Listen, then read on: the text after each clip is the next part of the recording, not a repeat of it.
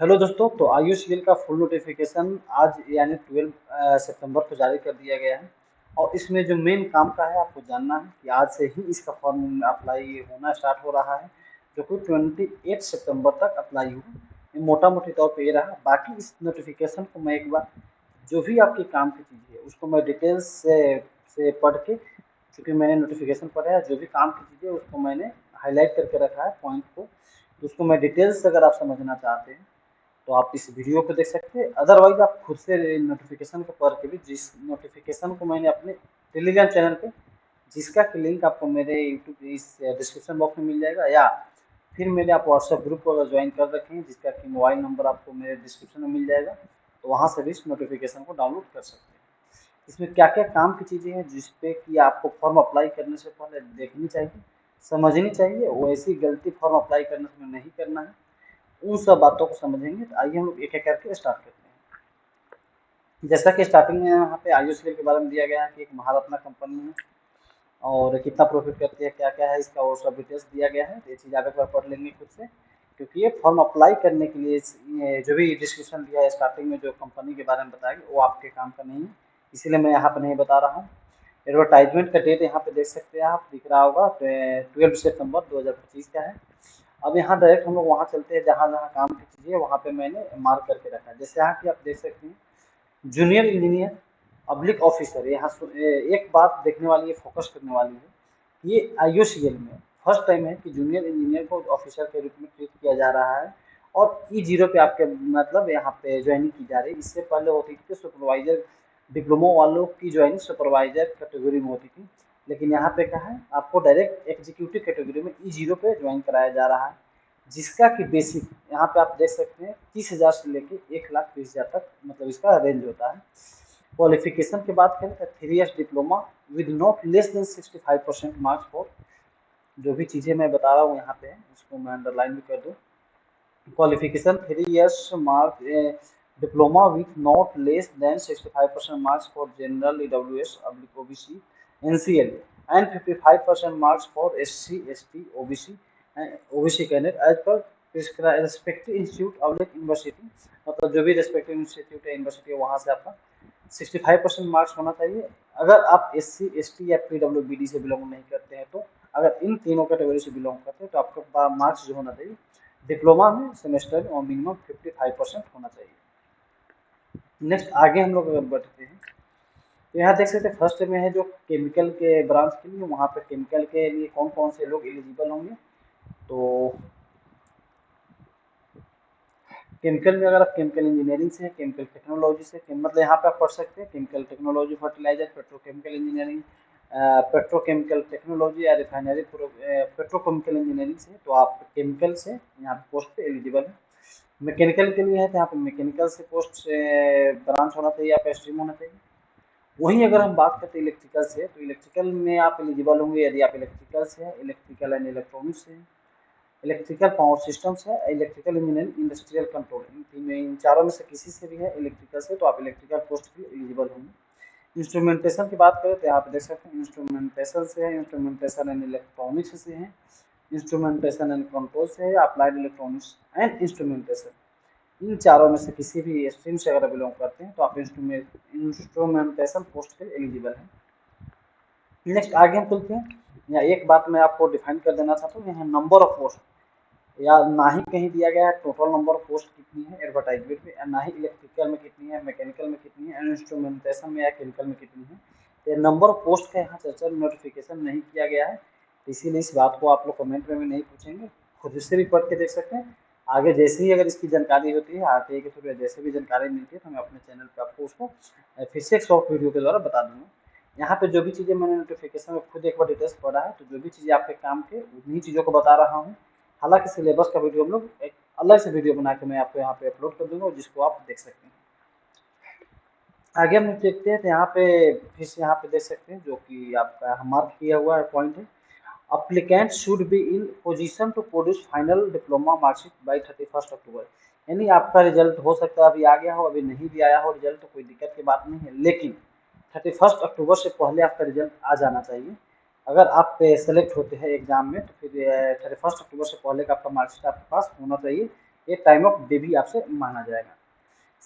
Next आपका point है, अगर आपका यूनिवर्सिटी या कॉलेज जो भी है CGPA, CGPI, SGPA सब जारी करता है, तो प्रत्येक इंस्टीट्यूट या कॉलेज का एक परसेंटेज कैलकुलेट करने के लिए फॉर्मेट होता है बना हुआ। उस फॉर्मेट को भी at a time of document verification आपको वहाँ पे प्रोड्यूस करना पड़ेगा, दिखाना पड़ेगा, कॉलेज से वेरीफाई कराया हुआ फॉर्मेट। अगर ऐसा आपके कॉलेज की तरफ से नहीं किया जाता है तो ध्यान रखेंगे IOCL अपने पास ये राइट रखती है उसको परसेंटेज में कैसे कैलकुलेट करना है। यहाँ पे एक और चीज़ यहाँ पे हाईलाइट आपको दिख रहा होगा, यहाँ पे अगर आपका मार्क्स परसेंटेज में आ रहा है, जैसे कि यहाँ एग्जांपल लिया गया 59.99%, इसको राउंड ऑफ नहीं किया जाएगा जस्ट नेक्स्ट डिजिट में, जबकि इसको जो नेक्स्ट डिजिट है उससे लेस ही माना जाएगा। जैसे अगर यहाँ पे आप जनरल से हैं या OBC से और आपका मार्क्स 64.99 भी आता है तो आप एलिजिबल नहीं होंगे, ये बात यहाँ पे ध्यान रखने वाली है। नेक्स्ट यहाँ पे मैं बात करता हूँ तो diploma under recognised lateral entry, यानी यहाँ बात की जा रही है लेटरल एंट्री की। अगर आप 12 के बाद या फिर ITI के बाद भी डिप्लोमा किए हैं 4 सेमेस्टर जो होता है लेटरल एंट्री से, तब भी आप एलिजिबल होंगे।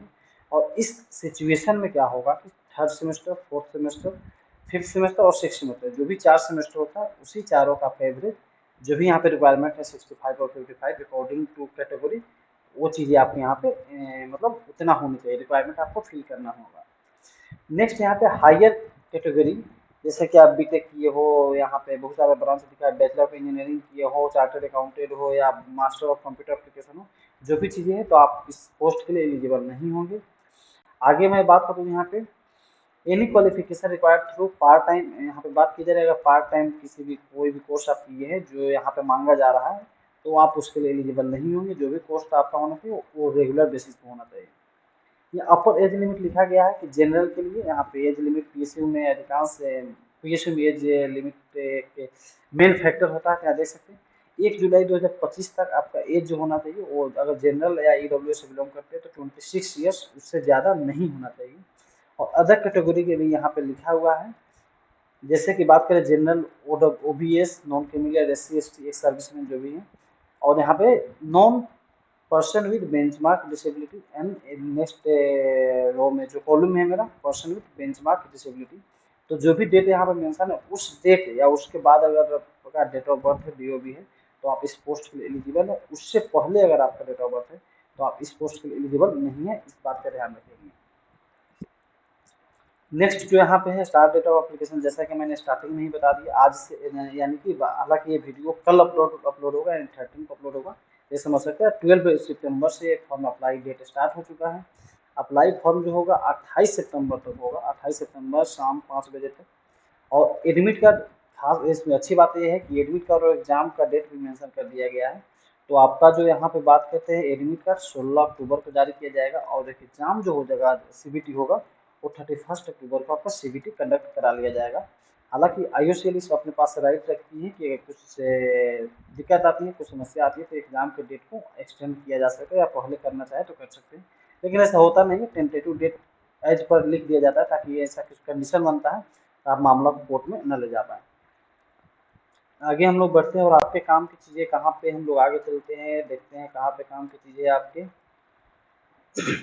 यहाँ फिजिकल फिटनेस के रिगार्डिंग लिखा गया कि यहाँ पे प्रिस्क्राइब फॉर्मेट IOCL की वेबसाइट पे लिखा है मेडिकल के लिए, तो वहाँ से आप पढ़ लेंगे, वहाँ से फिजिकल या फिट है कि नहीं वहाँ से आप पढ़ के समझ सकते हैं।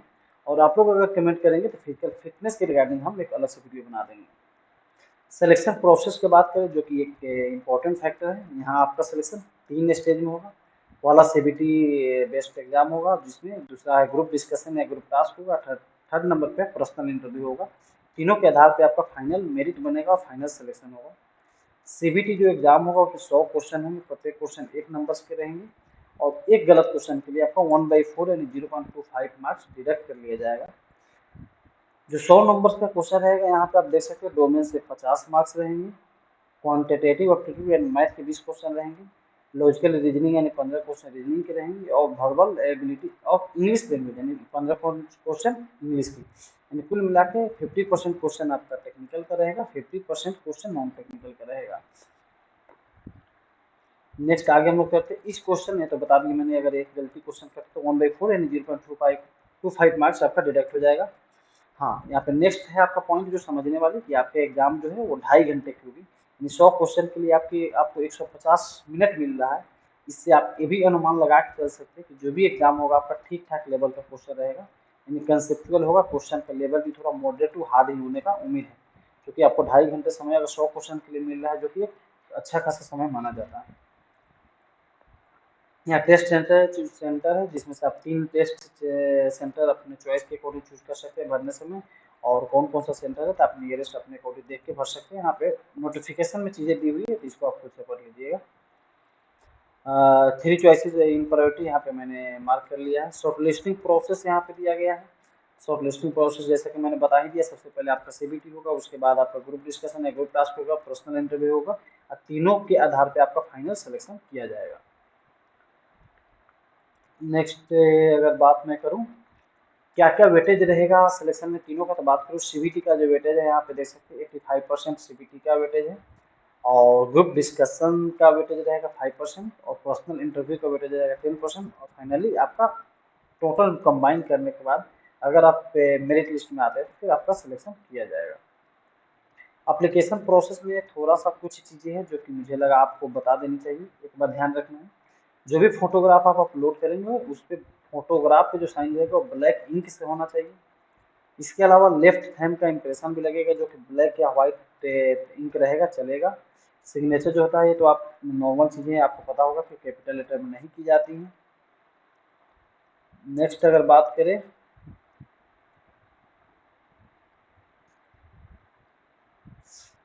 एक मतलब आपको सलाह दी जाती है कि एक ही किसी एप्लीकेशन को आप सबमिट करेंगे। इन केस अगर आपसे सबसे पहले बात है कि अगर ये एप्लीकेशन आज से ही शुरू हो रही है तो आप अप्लाई करेंगे, एक फ्री टाइम लेकर आराम आराम से अप्लाई करेंगे, हर चीज़ों को पढ़ते हुए अप्लाई करेंगे।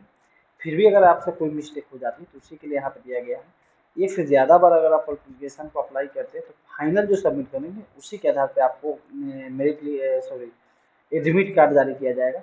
अगर कभी बाई चांस अगर कुछ आपसे मिस्टेक भी हो जाता है और आपका पढ़ाई का लेवल ठीक ठाक है, आप वो कोशिश करें दोबारा से फॉर्म अप्लाई कर देने का। हालांकि वहाँ पे आपको लॉस इतना ही होगा कि आपका जो एग्जामिनेशन फी है वो आपका डिडक्ट हो जाएगा। एग्जामिनेशन फी फिर से आपको मतलब डिडक्ट कराना पड़ेगा। तो इसमें काम की चीज़ें जो आपके काम की चीज़ें हैं at the time of study इतनी चीज़ें हैं। हाँ, एग्जामिनेशन फी की बात करें तो अगर आप एससी एसटी या पर्सन विद बेंचमार्क डिसेबिलिटी से तो आपको कोई भी फी देने की जरूरत नहीं है।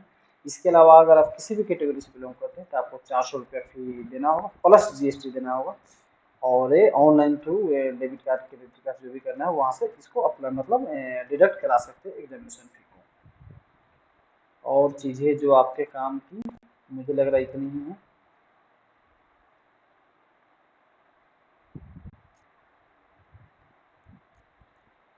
अ, हाँ, यहाँ पे एक और चीज़ें समझने वाली है। इसमें जैसे कि एनएचपीसी में आप लोग बहुत सारे दोस्त हमारे पूछते हैं कि बॉन्ड का है कि नहीं, तो यहाँ मैं आपको एक और चीज़ें क्लियर कर दूँ कि अगर जहाँ भी बॉन्ड की व्यवस्था होती है, बॉन्ड सिस्टम होता है, सर्विस बॉन्ड होता है, तो वहाँ पे नोटिफिकेशन में ही वो चीज़ मेंशन करनी ज़रूरी होती है।